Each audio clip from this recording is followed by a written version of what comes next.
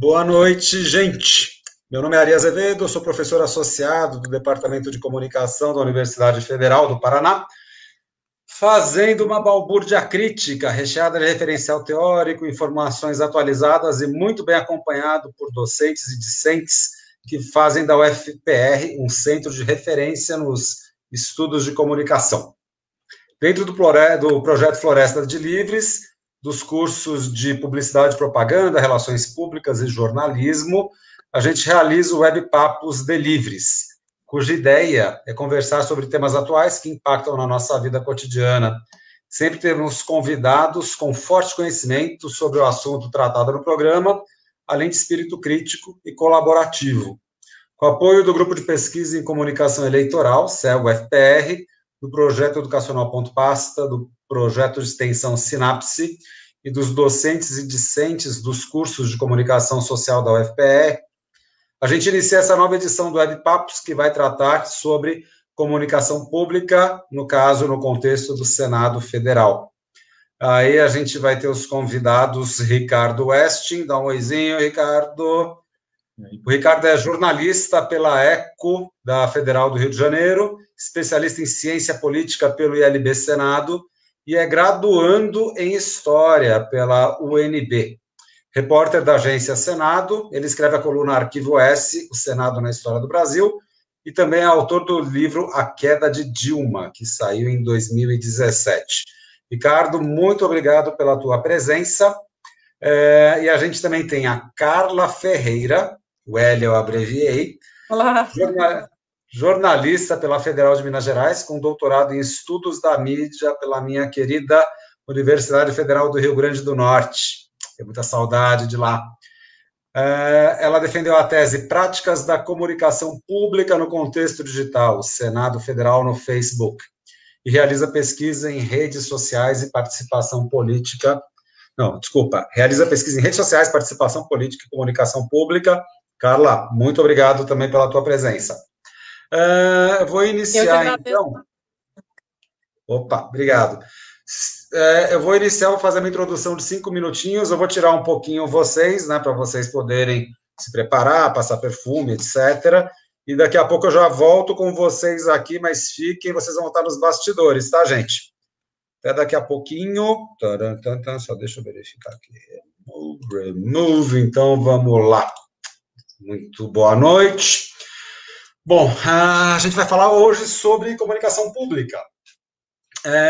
Originalmente, é fácil distinguir entre algumas abordagens comunicacionais no âmbito das instituições, inclusive as políticas. De modo sucinto, temos comunicação governamental, que é o discurso oficial sobre temas ou ações realizadas no âmbito do executivo. A gente tem comunicação institucional, que ocorre no âmbito de empresas ou também, aqui aplicado ao tema que a gente vai estar conversando, aos poderes legislativo, judiciário. Temos a comunicação político-partidária, né, que ela seria uma vertente da comunicação institucional relacionada a partidos políticos, como o próprio nome já diz. A gente tem a comunicação eleitoral, que ela é facilmente identificável, porque ela está relacionada ao calendário eleitoral, né? Ou melhor, ela já foi mais facilmente identificável, já que com o conceito de campanha permanente, então há um embaralhamento entre essas abordagens comunicacionais. Muitas vezes a comunicação governamental, ou institucional, ou partidária, se confunde com a comunicação eleitoral. Além disso, a gente tem agora um crescimento da comunicação pessoal, que passa a se fundir e também confundir com a comunicação institucional. Eu vou dar um exemplo para vocês. Tem o Elon Musk, que era o principal gestor da Tesla. Então, tem duas polêmicas aqui, só para a gente conseguir marcar um pouquinho esse terreno. Ele tweetou que pretendia retirar a empresa da Bolsa de Valores de Nova York, o que gerou acusações pela Comissão de Valores Imobiliários americana de especulação financeira indevida na Bolsa. E ele também admitiu fumar maconha, o que gerou oscilação no valor de ações da empresa. São duas declarações dele, pessoais, em âmbitos diferentes, certo? Mas que interferiram na atuação, na percepção da marca Tesla no mercado. No Brasil, recentemente, o dirigente da Smart Fit, Edgar Corona, gerou boicote à rede de academias, né, que ele seria o principal executivo, por investigação em estrutura de financiamento de estrutura de fake news com finalidade eleitoral. A questão dele estar investigado já gerou reação. A gente também pode considerar declarações um tanto polêmicas de Luciano Hang e Júnior Dursky, que acabaram gerando uma reação e um ativismo de consumo que a gente já tratou aqui em outro programa. Então, a gente tem aqui um fenômeno de lideranças corporativas, elas acabam antropomorfizando pessoas jurídicas, às quais elas estão vinculadas, né?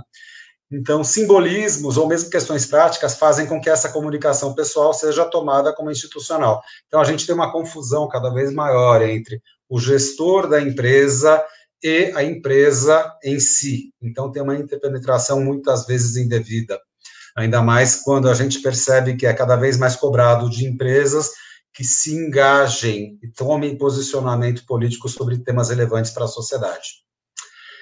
Esse fenômeno que a gente, assim, eu acabei de exemplificar para vocês em termos de instituições comerciais, ele acontece também agora em termos de comunicação governamental. Então, assim, originalmente, comunicação eleitoral, né, foi inaugurada na campanha de Donald Trump, a parte de sua comunicação eleitoral corria pelo Twitter, que reverberava graças à ampla cobertura jornalística, que aumentava o interesse em segui-lo no Twitter novamente. Um verdadeiro efeito Tostines, como a gente diz em publicidade. É mais fresquinho porque vende mais, ou vende mais porque é mais fresquinho? Ou seja, a audiência dele era grande no Twitter porque tinha cobertura jornalística, ou tinha cobertura jornalística porque ele tinha uma ampla divulgação no Twitter. As coisas se retroalimentam, ou seja, causa e efeito. O que interessava ali era a visibilidade conseguida.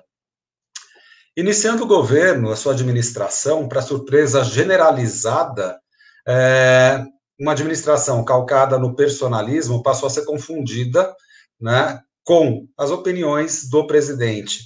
Em última instância, o Twitter pessoal do presidente acabava funcionando como se fosse uma comunicação oficial, uma comunicação governamental. Entendam uma coisa, essa distinção. A conta oficial do governo americano seria uma coisa, a conta pessoal do presidente seria outra coisa. Mas aí a gente começa a ter uma dificuldade muito grande com o avanço das tecnologias e essa explosão das redes sociais, que é como a gente separa o público do privado. E há N casos sobre o assunto. Obviamente, o Brasil, para não ficar atrás, né, no caso, o presidente brasileiro, ele começou a emular o ícone Donald Trump. Então, muito em decorrência das ações muito eficazes e eficientes nas plataformas digitais, no período eleitoral, o Jair Bolsonaro chegou ao Planalto. Chegando lá, ele também, seguindo a metodologia de Donald Trump, ele começou a se comunicar principalmente por Twitter e Facebook. A gente sabe do contexto de ataque reiterado à imprensa e a valorização das redes sociais que atuavam como uma forma de possibilitar o contato direto entre presidente e cidadãos. Um pouquinho diferente do que aconteceu nos Estados Unidos, onde a gente percebe um nítido personalismo de Donald Trump. Aqui, como a gente tem um viés latino, tropical, talvez mais caliente em termos de relações familiares, a gente percebe que não só as postagens do presidente dão indícios da comunicação oficial do governo federal, ou das atitudes que virão ser seguidas pelo governo federal, mas os seus filhos também já davam as pistas do que iria acontecer. Se a gente pega isso num contexto de hiperinformação, muita informação demais, a gente não consegue dar conta de tanta informação, de tantas fontes de informação, é reforçado com a dificuldade de identificar fato e versão. Narrativas são construídas e reforçadas com bolhas que cresceram e floresceram nas redes sociais. Nessa situação de uso político da comunicação pessoal / governamental, após 18 meses de idas e vindas, parte da sociedade já se aclimatou ao fenômeno das narrativas e voltou a valorizar a credibilidade das fontes, calcadas na investigação qualificada de jornalistas que, além de investigadores de notícias, de informações, de fatos que sejam relevantes para a sociedade, eles passaram também a ser checadores de fatos para garantir que fake news não monopolizem o debate público, evitando que versões sejam consideradas fatos. É um trabalho hercúleo e a gente sabe que ele está ainda em andamento constante. Vide a CPI das fake news, vide o que aconteceu nas últimas eleições, enfim, é uma realidade que a gente está vivenciando. A diminuição da crença nas comunicações oficiais de administradores públicos é algo bastante deletério para a democracia. Por exemplo, a gente teve há pouco tempo publicações do Diário Oficial da União com ajustes sobre a exoneração do diretor da Polícia Federal, Marcos Valeixo, primeiro com a assinatura do Sérgio Moro e depois sem a assinatura do Sérgio Moro. Ele havia afirmado que não havia assinado. A exoneração também do ministro da Educação, Abraham Weintraub, que foi feita após a chegada dele nos Estados Unidos. A publicação da exoneração foi feita após a chegada nos Estados Unidos e depois foi publicada de uma forma retroativa a exoneração anterior à ida dele para os Estados Unidos. Além disso, né, o cenário que a gente está vivenciando, a questão sobre publicação ou não de dados oficiais sobre a evolução da Covid, feitas pelo Ministério da Saúde, que gerou a formação de um consórcio de imprensa para atualização de dados. Isso gerou uma baita repercussão internacional sobre possível censura do governo brasileiro para escamotear os dados reais da doença. Então, se vocês lembram, há pouco tempo atrás, o governo federal, o presidente da República, afirmou que não ia sair no Jornal Nacional. Seria uma forma de boicotar uma empresa de jornalismo que tem uma amplitude, como o próprio nome diz, nacional, né? Nessa mesma linha, a gente também tem que considerar a polêmica da veracidade de divulgação de dados sobre o desmatamento no âmbito do Ministério do Meio Ambiente, que resultou na demissão de Ricardo Galvão, que era o diretor do Instituto Nacional de Pesquisas Espaciais, o INPE. E agora, como a gente tem percebido, por alguns outros dados também, redundou na disparada de queimadas em plena epidemia. Epidemia de coronavírus que a gente está sofrendo aqui, né? Passando, então, nesse sentido, passa uma boiada de fogo pela floresta, que gera boicote e pressão internacional sobre o governo brasileiro. Isso tudo passa por dois conceitos fundamentais, questão da transparência e questão da credibilidade. Transparência, seja na ciência, nos negócios, nas informações governamentais, é a organização de informações acessíveis e facilmente compreensíveis também para a consulta de interessados ou cidadãos, vide o portal da transparência do governo federal, e a governos estaduais também. Credibilidade é a possibilidade de considerar verdadeiras as informações de acordo com a fonte emissora. Então, ambas, credibilidade e transparência, estão imbricadas e são responsáveis pela constituição de marcas institucionais fortes e resistentes, sejam organizações públicas ou privadas. Então, o que a gente vai discutir daqui a pouquinho com os nossos convidados é esse conjunto de abordagens aplicados a um case do Senado Federal. A gente vai começar com a Carla, e depois a gente continua com o Ricardo. A Carla ela vai dar uma panorâmica sobre conceitos de comunicação pública, a diferença de comunicação pública, governamental, a importância da impessoalidade e objetividade, travei aqui. Enfim, Carla, você tem tipo uns 15 minutos aproximadamente, então está com você.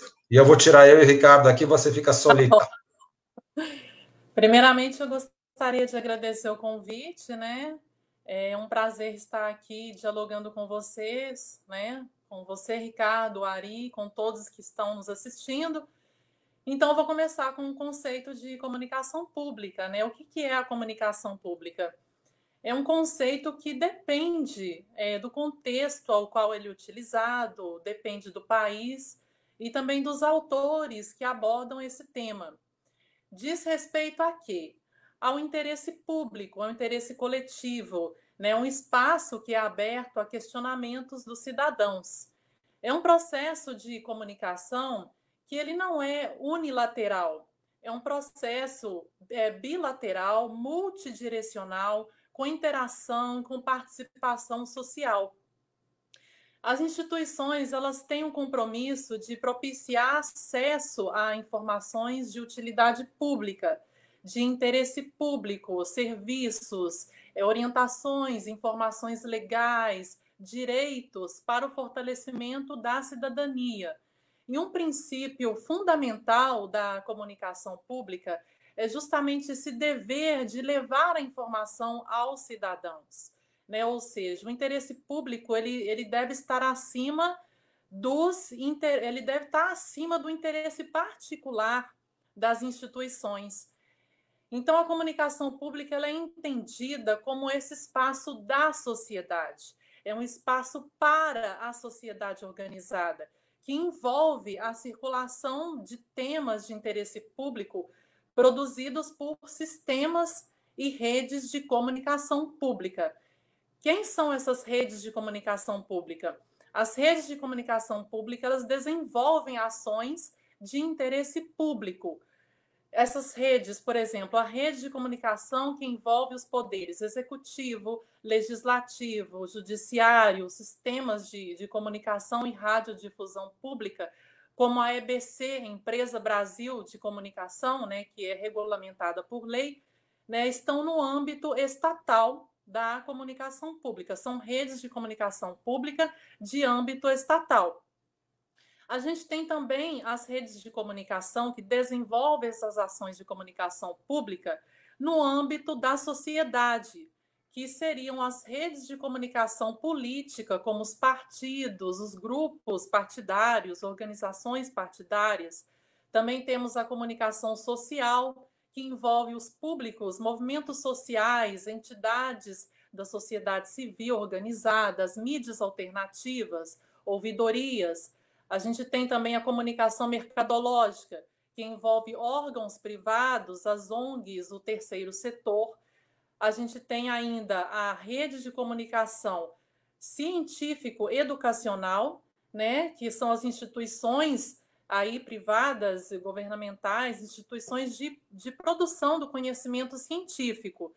E a gente tem, nesse âmbito da sociedade, a comunicação religiosa, que envolve as instituições religiosas, as crenças. E a gente tem também uma outra rede de comunicação, que é a rede de comunicação do âmbito dos sistemas de comunicação mediática, que integra as redes de comunicação, os veículos de comunicação, como rádio, TV, né, internet, jornal.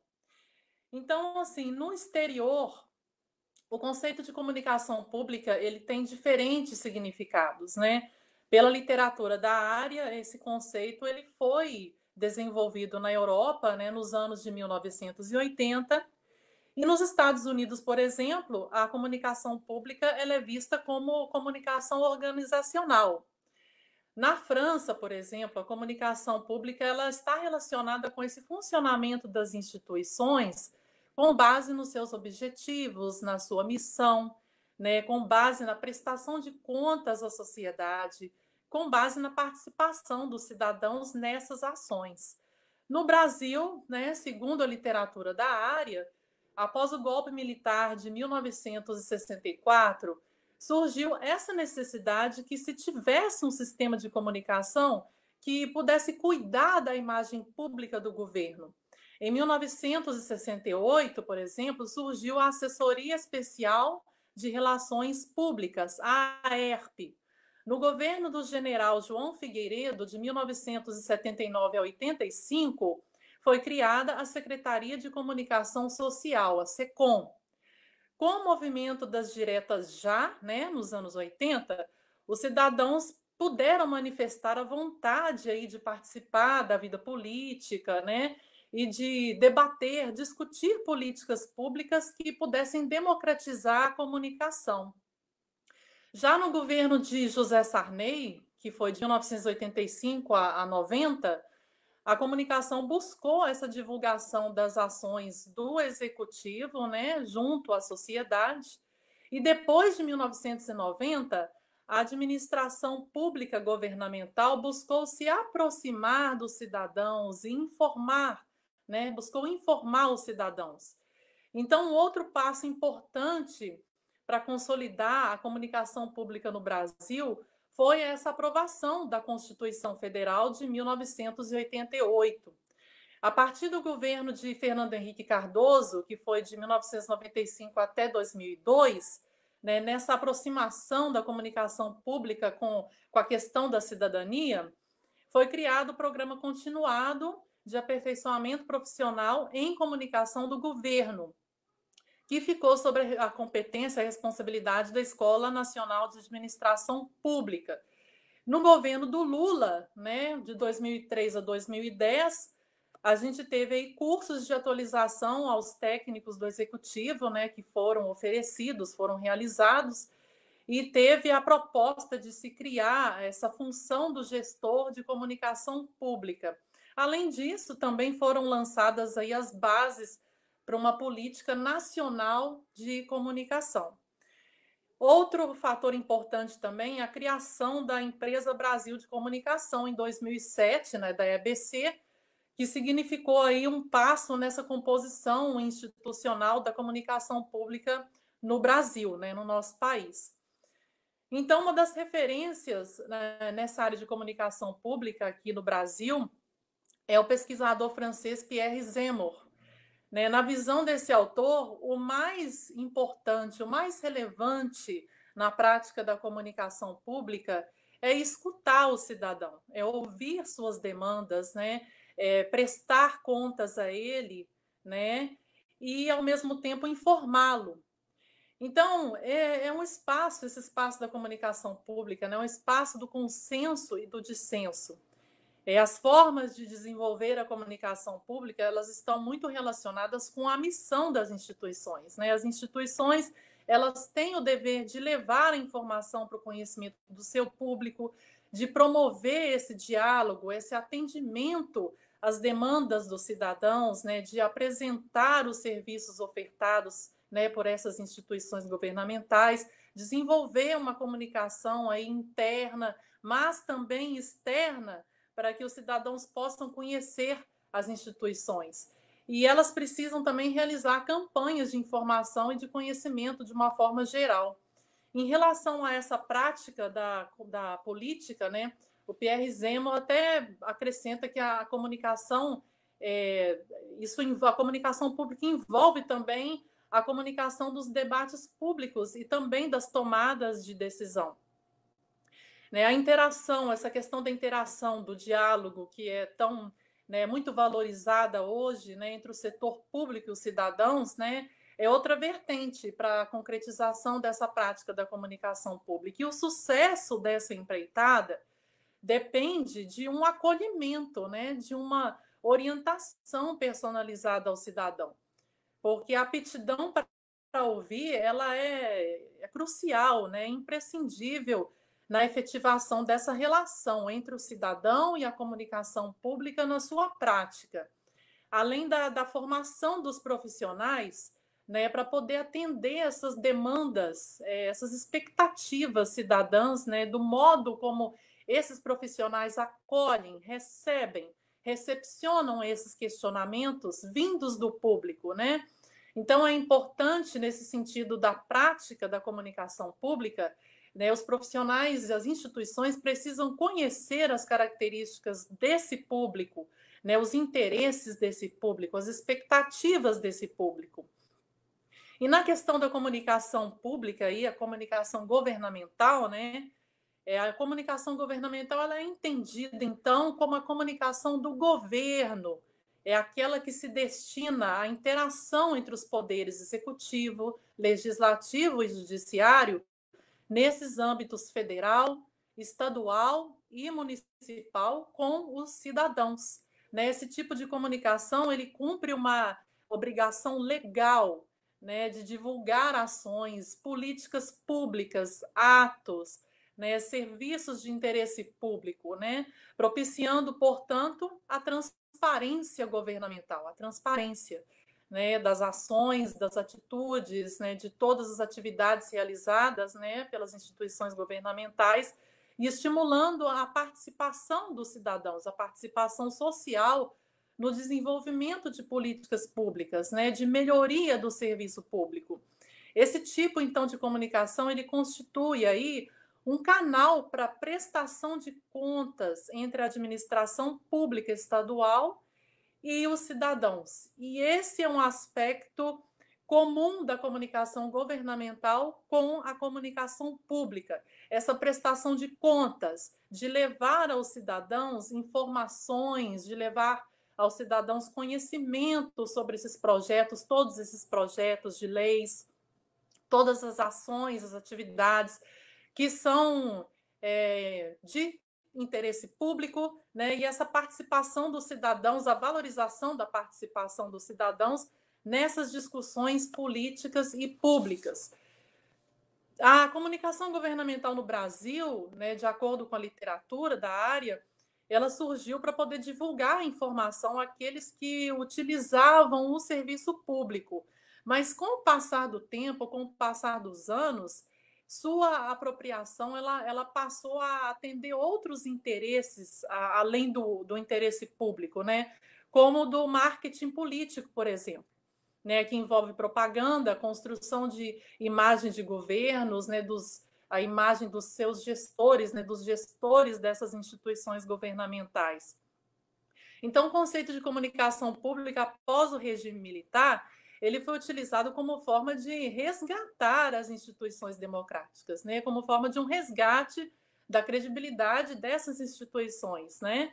Inicialmente, a adoção do termo ela remetia a essa política de comunicação do Estado e a disputa da opinião pública com a mídia tradicional. Mas o conceito de comunicação governamental ele não foi assim o bastante para poder dar conta dessa questão da responsabilidade do Estado nessa questão da difusão de informações e nesse relacionamento com os cidadãos, com a sociedade. Então, hoje, a partir de então, as instituições governamentais elas passaram a utilizar o termo comunicação pública, que é um termo positivo, né, perante essa imagem negativa de governos, né, que a gente vivencia hoje, e pela crise de representatividade e a crise de legitimidade das instituições governamentais. A gente tem pré-requisitos que direcionam o trabalho aí dos profissionais da mídia, direcionam o trabalho das instituições governamentais, né, que é essa questão da informação, né, que ela constitui aí o primeiro passo para o conhecimento, né, ela é adquirida pela interação entre as pessoas, né, interação das instituições com os cidadãos, e ela deve ser multidirecional, contemplar uma pluralidade de opiniões. E para o cidadão chegar na informação que ele quer, é necessário que ele tenha acesso a essa informação. Ele tem que chegar com facilidade, né, para a obtenção dessa informação que ele procura ou que ele nem saiba que exista, né? Então, as informações públicas elas são relacionadas à legislação, às normas, decisões públicas, arquivos, e necessitam de um tratamento mais cuidadoso, né? Pois muitas dessas informações elas são técnicas, elas utilizam jargões específicos dependendo da área. Então, o acesso a essas informações, elas garantem, o acesso garante transparência, né? Possibilita a fiscalização das ações, o controle dessas ações, a prestação de contas, né? Para os cidadãos. E o cidadão precisa de estímulo e de orientação para buscar essa informação, né? Para poder participar de forma ativa com suas opiniões nos temas de interesse público, coletivo, né? Do que essas opiniões aí, para que elas sejam ouvidas. E as informações da ouvidoria social, para finalizar, pesquisas de satisfação, elas devem ser levadas em consideração no aprimoramento das estratégias de comunicação. Então, assim, e são pré-requisitos da comunicação pública, né? A transparência, o acesso, a interação e a ouvidoria social. São esses, né, são alguns dos pré-requisitos que são extremamente relevantes hoje na prática da comunicação pública pelas instituições, de uma forma geral, principalmente as governamentais, que lidam com o interesse público coletivo aí dos cidadãos. Carla, legal, obrigado pela tua fala. Eu fiz algumas marcações que depois a gente também, no bate-papo, a gente desenvolve, né? Eu vou cobrar literalmente a Socorro Veloso para verificar se ela também está prestigiando aqui o nosso bate-papo. Se ela estiver ouvindo, ela sabe. Não é, Sox? Um grande beijo. E então vamos lá. E agora eu passo para o Ricardo. Aí o Ricardo já aproveita, né, já vai indo na sequência disso que a gente estava conversando, mas aplicado principalmente ao contexto do Senado Federal, onde o Ricardo trabalha, e aí ele vai mostrar um pouquinho da questão da importância da preservação de documentos, né, enquanto fontes críveis de informação, né, e aí vai falar da experiência dele no Arquivo S, conceitos também de pautas, afins, alguma coisa de bastidores de notícia, qualidade, credibilidade, enfim, Ricardo, agora é com você, daqui a pouco a gente volta. Beleza, professor Ari, obrigado pelo convite, boa noite a todo mundo aí que está acompanhando, a minha colega Carla. Eu trabalho na comunicação do Senado, tem mais ou menos 10 anos. Antes de ir para o Senado, eu trabalhei em veículos de comunicação da iniciativa privada, fui repórter na Folha, no Globo, no Estadão, na revista Veja também. E quando eu fui chamado para ir para o Senado, eu fiquei um pouco, depois de trabalhar durante 10 anos nas redações de jornal, de revista, eu fiquei um pouco na dúvida como é que ia ser, um pouco apreensivo também, imaginando que eu ia trabalhar com a comunicação como jornalista de uma forma muito diferente como vinha trabalhando, que a imagem que normalmente a gente costuma ter dos órgãos públicos, dos meios de comunicação dos órgãos públicos, que são chapa branca. E, felizmente, pelo menos no caso do Senado, que é onde eu trabalho, não é assim. Eu acho que o que garante que a comunicação institucional do Senado não vai ser transformada num órgão de comunicação chapa branca, que você vai ler só aquela coisa burocrática, enviesada, o que garante que não é assim é o fato de o Senado ser composto de 81 senadores, e 81 senadores com as visões políticas, ideológicas, visões de mundo as mais diversas possíveis. Então, isso garante a pluralidade de enfoques, de temas, inclusive de interpretações. E isso é essencial para o jornalismo. O jornalismo ele tem que mostrar que o mundo não é estático, que tem só uma visão, tem só uma versão. Então, trabalhar no Senado permite que se exerça o jornalismo dessa forma que é mais próxima do jornalismo que é praticado nos jornais, nas revistas, nos sites de notícia. E um dos aspectos que, principalmente nessa época, tornam a comunicação como a do Senado importante é a gente viver nessa época de fake news.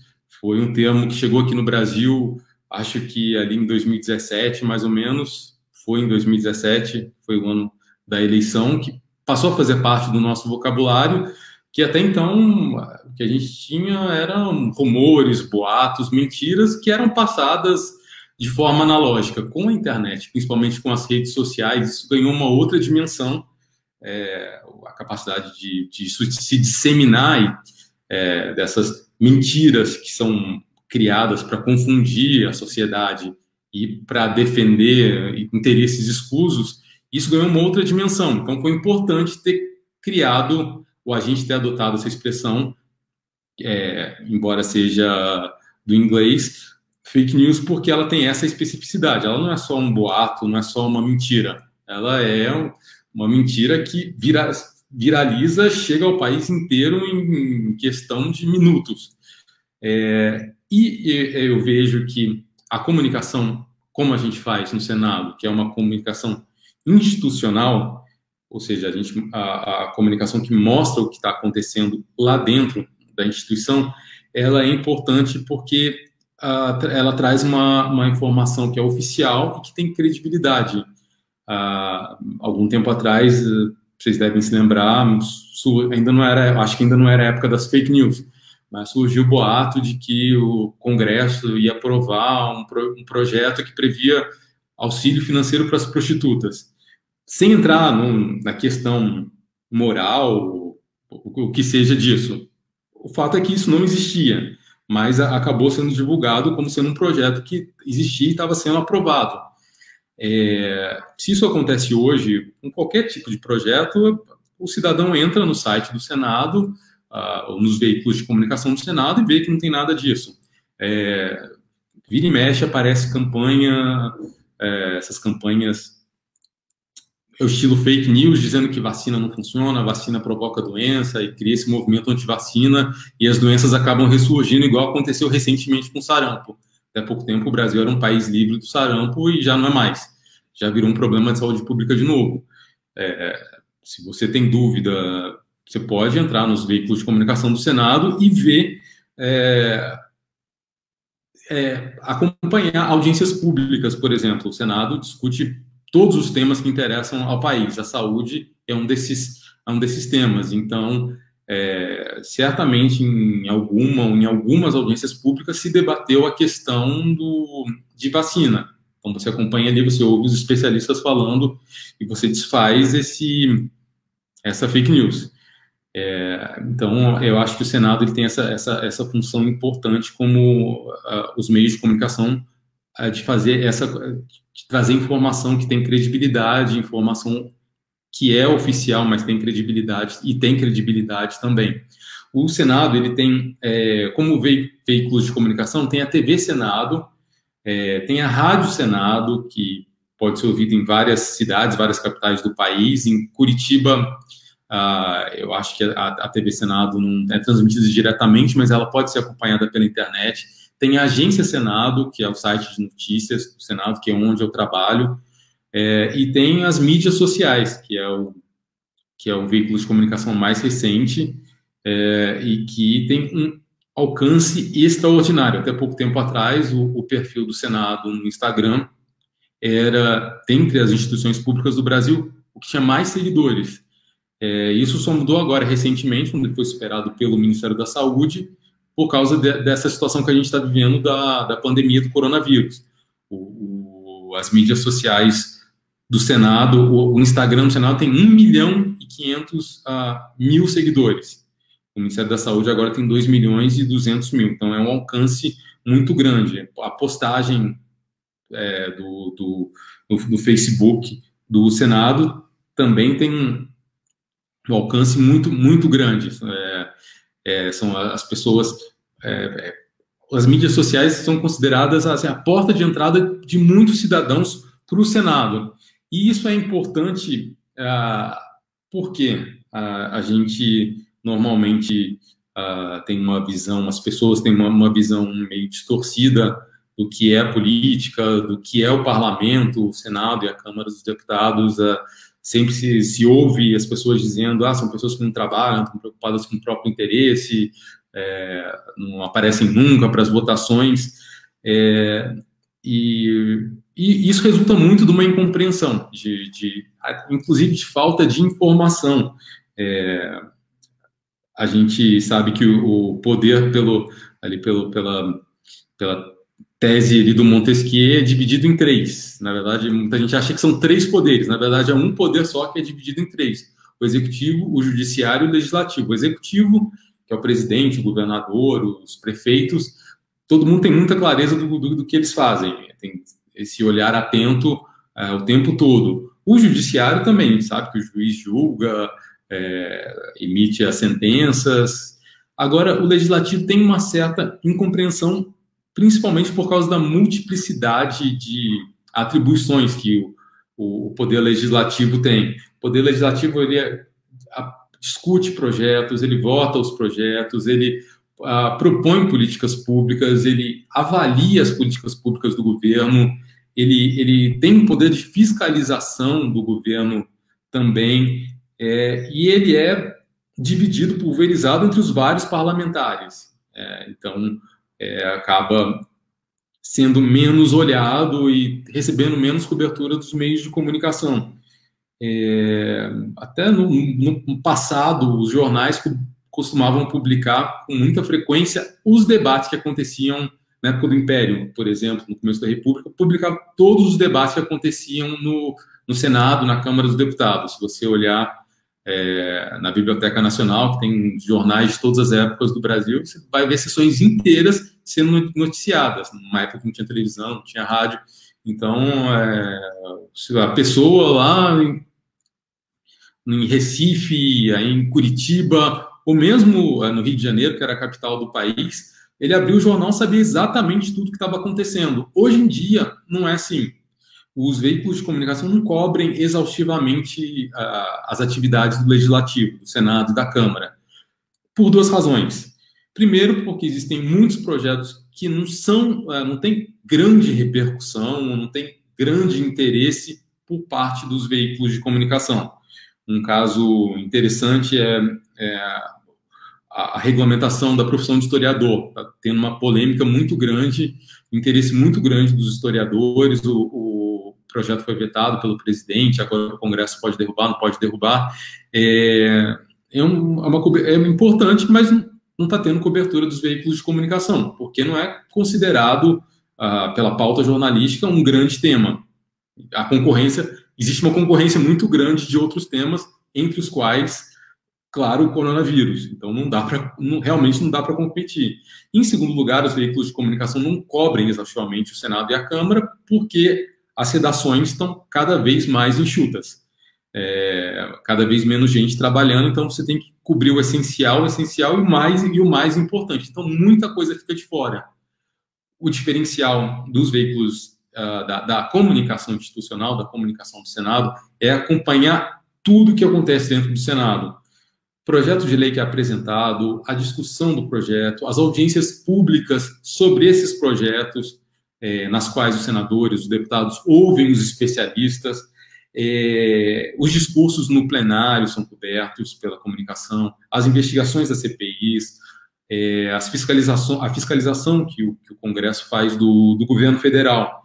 Então, o cidadão, pelos veículos de comunicação do Senado, ele toma conhecimento de tudo que está acontecendo lá dentro. E isso é muito importante para a democracia e para a cidadania. Primeiro, que ajuda a desfazer esse lugar comum, que é sempre dito que os parlamentares não trabalham. Eles trabalham, e trabalham muito. Eu não digo isso porque eu trabalho lá no Senado e estou defendendo a instituição. Realmente, se você acompanhar a TV Senado, Rádio Senado, Agência Senado, vai ver que todo dia, toda hora, tem coisa acontecendo. E coisas importantes para o país e coisas que afetam a vida de todos nós, cidadãos, aqui em Brasília, em Curitiba, em Natal. Então, é muito importante. E, além de tudo, não é uma cobertura, como eu falei no começo, não é uma cobertura chapa branca, é uma cobertura jornalística. O senador fala uma coisa, é noticiado, um senador fala uma outra, o contrário também é noticiado. Os jornalistas, meus colegas, a gente costuma se aprofundar nos temas com reportagens especiais. Então, a gente mostra os dois lados, ou mais lados das diversas questões. Então, é um trabalho muito importante, que não é muito conhecido, mas nos últimos tempos, com o bom uso que o Senado, um uso inteligente que o Senado tem feito das redes sociais, do Facebook, do Instagram, do YouTube também, isso está chegando a muita gente, E são pessoas que, dessa forma, podem ver o que o poder público está fazendo, ver como é que o dinheiro do imposto que todos nós pagamos está sendo aplicado no trabalho. A gente vê se o nosso senador em que a gente votou está atuando da forma como a gente gostaria. Se não está, a gente pode pressioná-lo de alguma forma, entrar em contato, cobrar ou simplesmente não votar na próxima eleição. Então, a comunicação institucional, que não é exatamente aquele conceito da comunicação pública como a gente tem, por exemplo, na Inglaterra, da BBC, na França ou na Itália.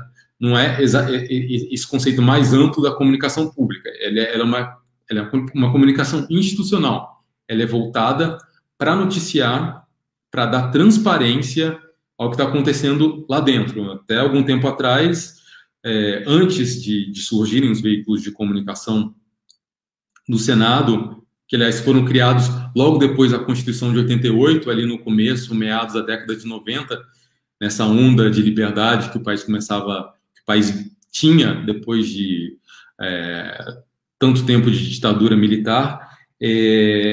O Senado, enfim, entrou nessa onda, aproveitou essa onda e que realmente no poder público, assim, o melhor que existe para o cidadão é a luz do sol. A gente consegue, sabendo o que está acontecendo lá dentro, a gente, enfim, pode cobrar mudança, pode exercer a nossa cidadania e manter a nossa democracia também. É isso, de introdução, é isso, professor Ari.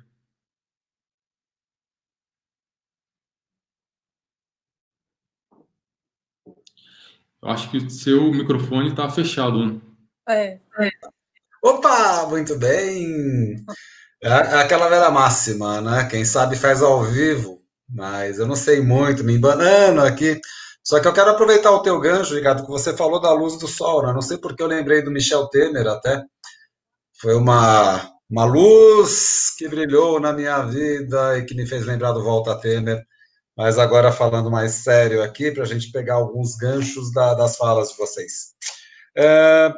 Legal que tem a questão da criação da Secretaria de Comunicação no final da ditadura militar, né, sob o governo do Figueiredo, que a Carla estava colocando. Então, é algo curioso que a gente percebe que há uma percepção estratégica também da importância da comunicação, mesmo em aparatos que eles têm um controle muito mais intenso, às vezes até de censura, da imprensa, né, da comunicação. Então, é legal a gente falar um pouquinho sobre o tema. Ricardo colocou de uma forma bastante enfática a questão das fake news, que a gente está vivenciando isso e percebe que ela é um tema central nos nossos novos hábitos de comunicação, como a gente consome comunicação e, ao mesmo tempo, como a gente acaba não crendo mais na comunicação. Se antes a gente tinha os jornais, como você já trabalhou em alguns, né, Ricardo? Pega a Folha de São Paulo, por exemplo, a gente sabe que ela pode ter algum tipo até de enviesamento, ou o Estado de São Paulo pode até ter algum tipo, mas a gente já sabe isso. É quase que público e notório, e em alguns casos, quando a gente lê os editoriais, torna-se público e notório. Mas com essa difusão nas bolhas sociais, a gente não sabe quais os interesses que estão por trás.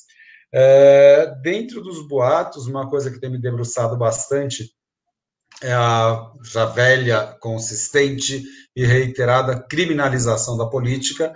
O Ricardo estava comentando isso, né, em relação à atuação dos senadores, etc.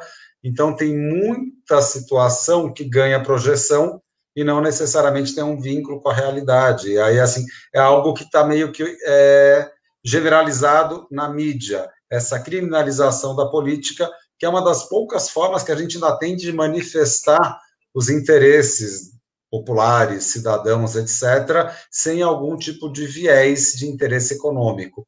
E aí eu já quero aproveitar e emendar dois ganchos. Primeiro, o Ricardo comentou até da questão da redução dos profissionais nas empresas de jornalismo, que era um ponto que eu já tinha marcado aqui, acho que vale a pena a gente comentar um pouco. E aí a minha curiosidade, que deu passo para vocês, como é que está funcionando a questão do lobby na construção da informação? Seja pela pressão feita, e é algo legítimo de se utilizar o lobby junto aos políticos ou junto aos órgãos de imprensa, e como isso acaba gerando visibilidade ou não de algumas informações.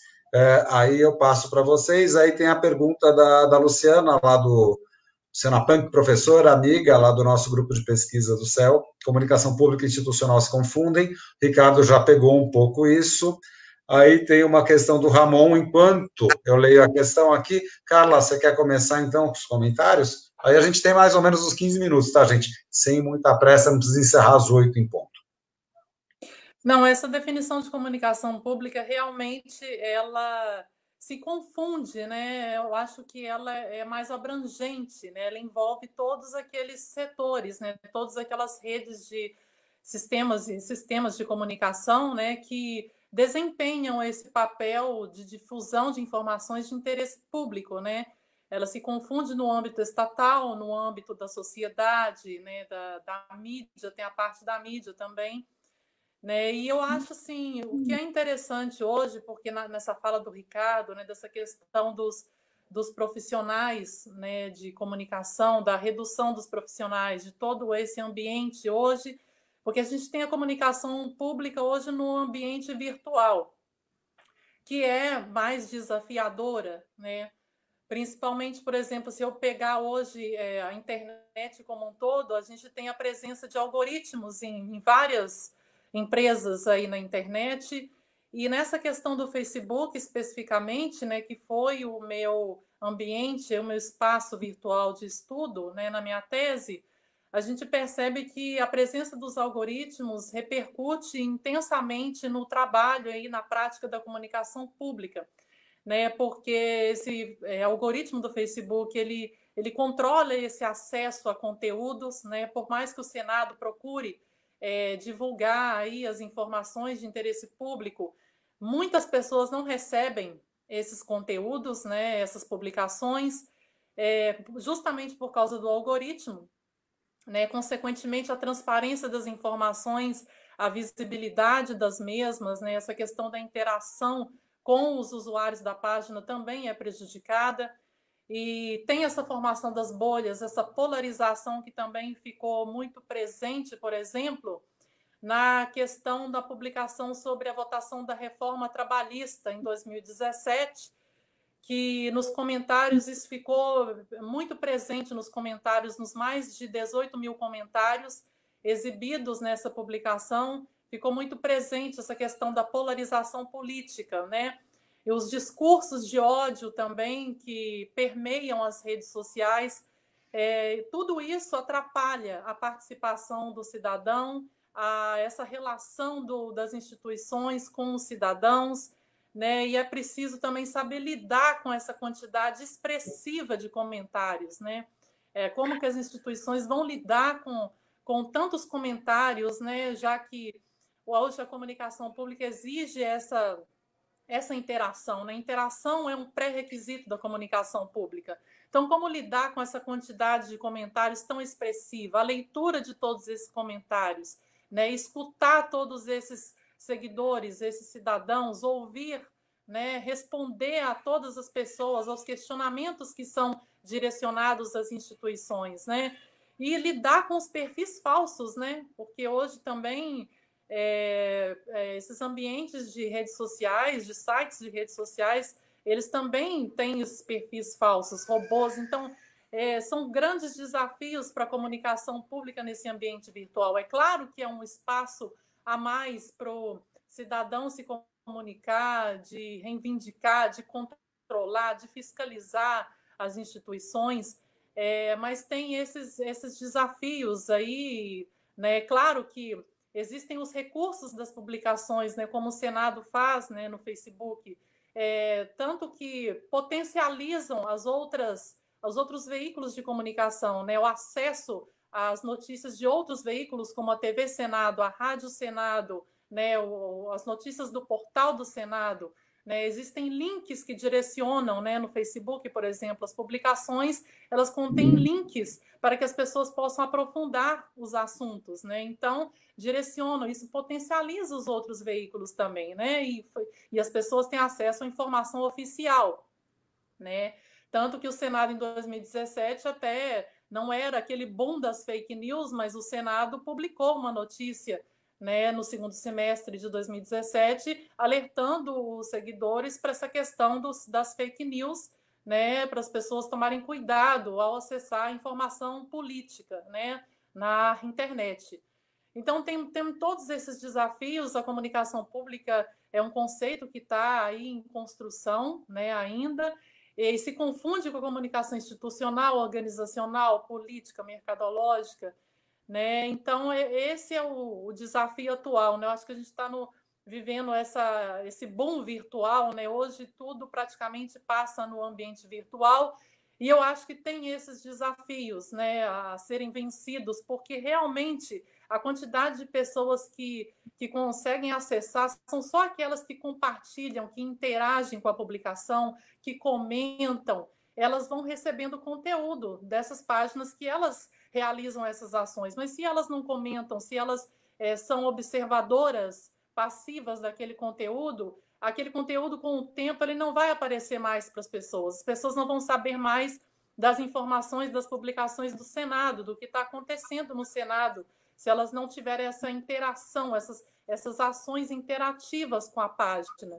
Então, justamente por causa do algoritmo, né? E esse algoritmo também interfere também no trabalho dos profissionais, que eles selecionam que tipo de informação dá mais engajamento na página, né? Então, eles avaliam, porque o algoritmo ele pune se a publicação ela não traz o engajamento necessário, né? Pune, assim, mais pessoas não vendo a publicação.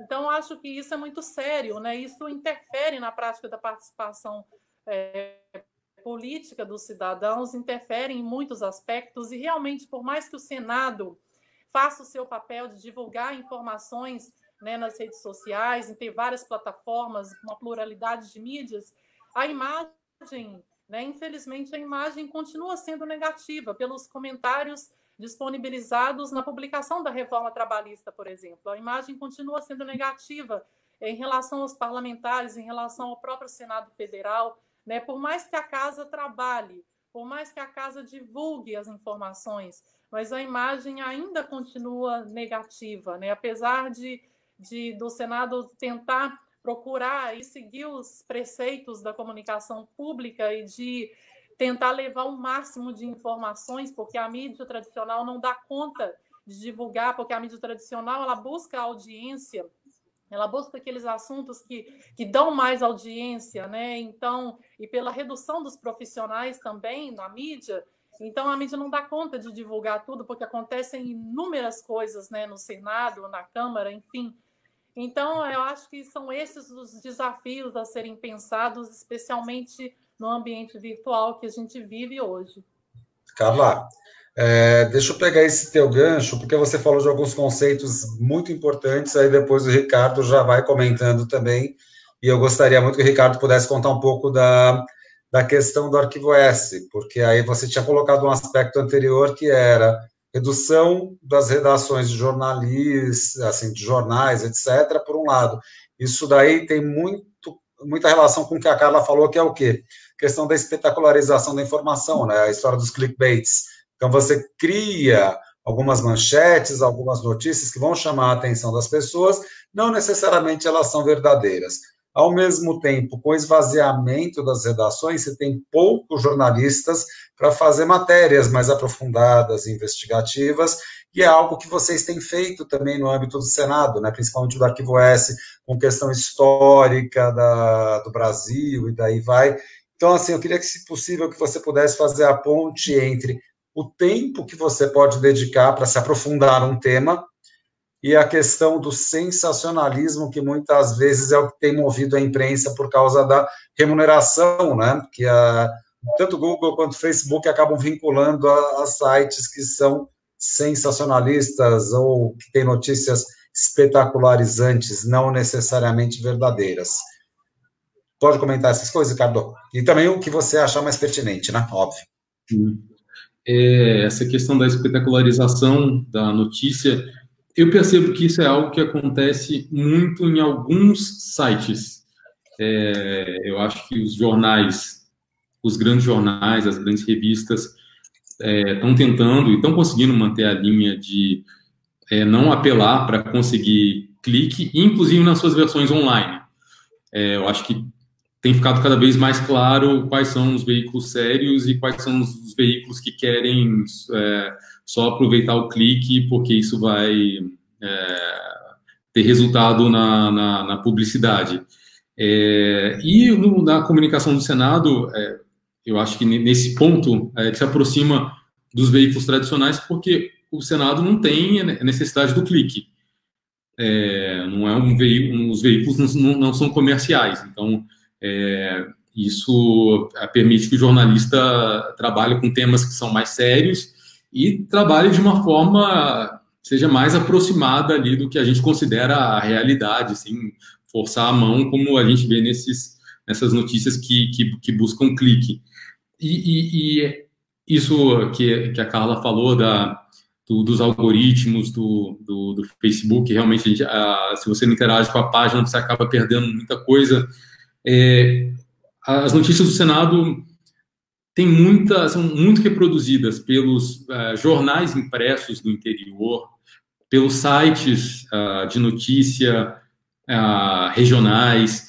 A Rádio Senado distribui conteúdo para as rádios do país inteiro, os vídeos da TV Senado, tanto das audiências, das sessões plenárias, quanto dos programas. A rádio, a TV e a agência têm conteúdos que se aprofundam em trazer uma visão diferente dos problemas, não só dos projetos de lei que estão em discussão no Senado, mas também dos problemas do país. Então, tem essa capilaridade. A gente não pode avaliar a comunicação do Senado só por aquilo que está ali dentro do prédio do Senado em Brasília. E isso chega ao país inteiro. E um desses produtos que a gente chama no jargão jornalístico especiais é esse que eu sou um dos responsáveis, que é o Arquivo S. O Senado ele tem um arquivo histórico desde que o Senado foi criado em 1826. Tudo que acontece ali dentro, projeto de lei, discurso de senador, mensagem que foi enviada para o imperador ou para o presidente da República, está tudo arquivado ali dentro. Isso quer dizer que a história do Brasil inteira, nos últimos 2 séculos, passou no Senado e está arquivada ali dentro. E esse Arquivo S, que é uma coluna mensal, que está na Agência Senado, no portal de notícias do Senado, também é um podcast. Você pode procurar nas plataformas de streaming com Arquivo e Senado. A gente escolhe uns episódios importantes da história do Brasil e vê como é que ele foi tratado no Senado, como é que o Senado da época explica esses episódios. E o que é interessante é que não é só uma questão de cultura, mostrar ali uma curiosidade de como é que foi a história do Brasil no passado pela visão do Senado. Isso é importante também para a cidadania, também para a democracia, porque aquele velho chavão da história, mas que, como todo chavão, tem seu fundo de verdade, que é o seguinte: um povo que não conhece a sua história está condenado a repeti-la. E a gente vê muita gente aí pedindo intervenção militar, pedindo fechamento do Congresso, do Senado, da Câmara, do Supremo. Quem faz isso é, obviamente, gente que não conhece a história do Brasil. A gente já passou por situações em que a gente não teve Congresso, em que a gente teve o Supremo amordaçado, a gente já teve 2 ditaduras, a ditadura do Estado Novo e a ditadura de 64, e quem minimamente sabe o que aconteceu ali não gostaria que isso se repetisse. Então, o Arquivo S também tem essa importância de trazer a história como uma forma de iluminar o nosso presente, e a gente vê por que a gente está nessa situação hoje, por que o Brasil tem esses problemas. E tendo esse conhecimento, saber como é que a gente chegou aqui, a gente consegue ter ideias para onde a gente quer ir, de como é que a gente chega lá. Assim, para citar um exemplo, o último tema do Arquivo S foi sobre... A gente sempre procura pegar algum tema que tenha relação com o presente. A gente mostrou como é que o Império, como é que o Dom Pedro II lidava com as epidemias, que eram devastadoras, claro, não tanto quanto essa pandemia de agora, mas elas eram devastadoras também, até porque a ciência não conhecia as doenças. As epidemias de febre amarela, todo ano, matavam gente demais aqui no Brasil.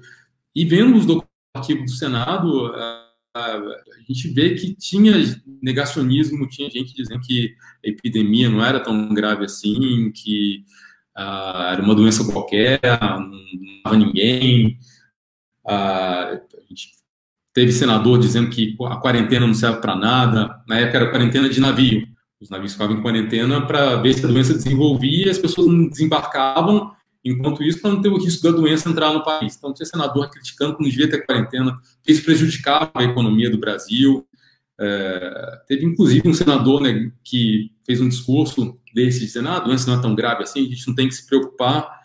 E assim, me pareceu muito curioso. E fui pesquisar a biografia do senador e eu vi que depois que ele fez esse discurso, no dia 17 de abril, ele morreu no dia 1º de maio, e justamente da epidemia. Ele pegou a doença e morreu. Senador negacionista. Então, assim, a gente vê que muita coisa a gente não aprendeu com a história. A gente deveria se dedicar mais à nossa história para a gente entender melhor onde a gente está aqui. A gente está discutindo muito racismo atualmente.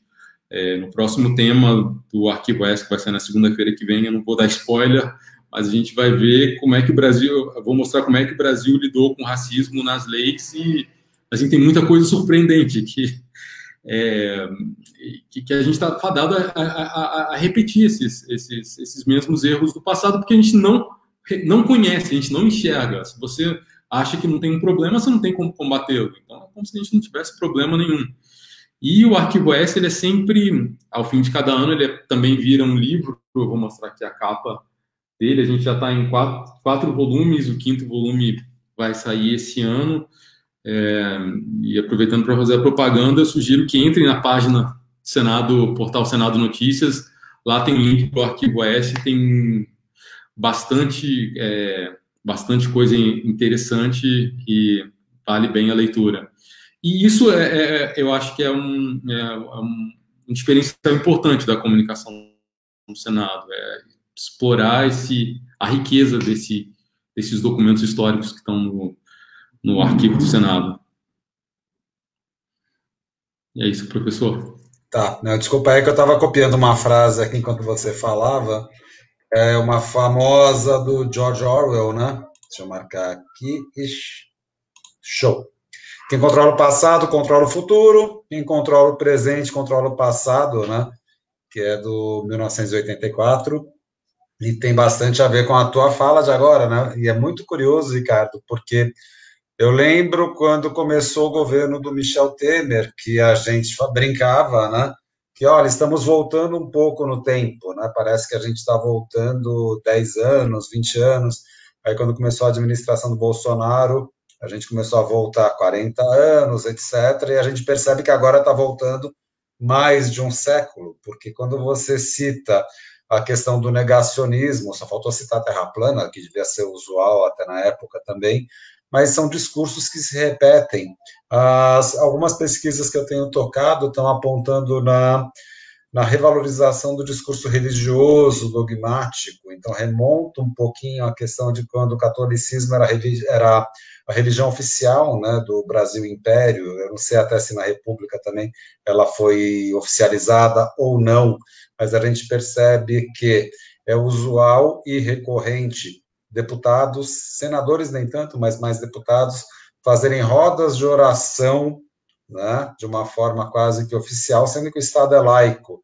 A gente tem aquele paradoxo de ter um crucifixo atrás de mesas de votação e etc., sendo que a gente deveria ser completamente isento em relação a isso.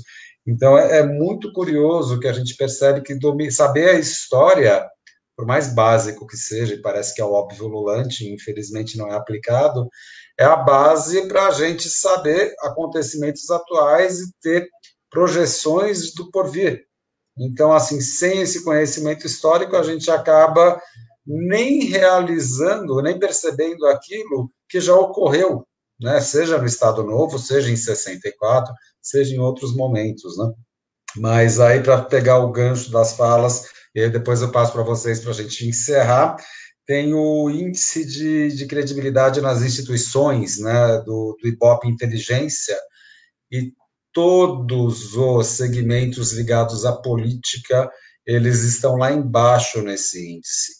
O que aparece em cima é tipo Corpo de Bombeiros, Exército, igrejas, enfim. Depois eu até vou tentar colocar aqui o link, né, se já foi utilizado em sala de aula, mas ao mesmo tempo eu já postei aqui a questão das empresas que estão boicotando o Facebook. A gente tem Unilever, Coca-Cola, Ford, Adidas, Microsoft, daí vai, muito por conta daquilo que a Carla estava falando, né? A questão dos algoritmos e como esses algoritmos eles reforçam o conceito das bolhas e como isso pode acabar tendo uma utilização política, como a gente viu no escândalo da Cambridge Analytica, enfim. A coisa toda é muito complicada, né? De qualquer modo, é muito legal a gente debater sobre o tema. E aí eu passo para vocês, já para a gente ir encerrando também, para não tomar muito mais tempo de vocês. Considerações finais, Carla, Ricardo. Bom, eu só quero agradecer o convite mais uma vez. Foi uma participar desse momento aqui com vocês e a todas que nos assistem, né?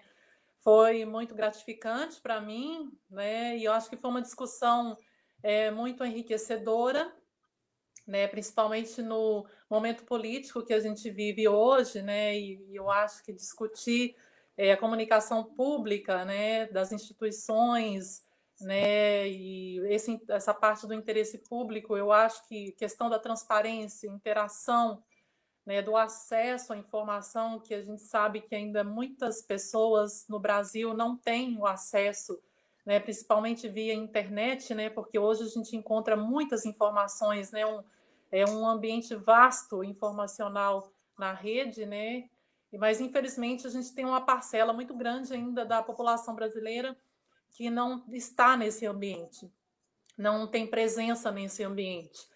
Mas eu só quero agradecer e espero que possamos ter outras oportunidades para poder discutir ainda mais o assunto, o tema, né?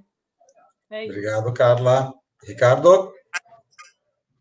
Bom, professora, eu agradeço o convite, também foi um prazer falar aqui com vocês essa noite.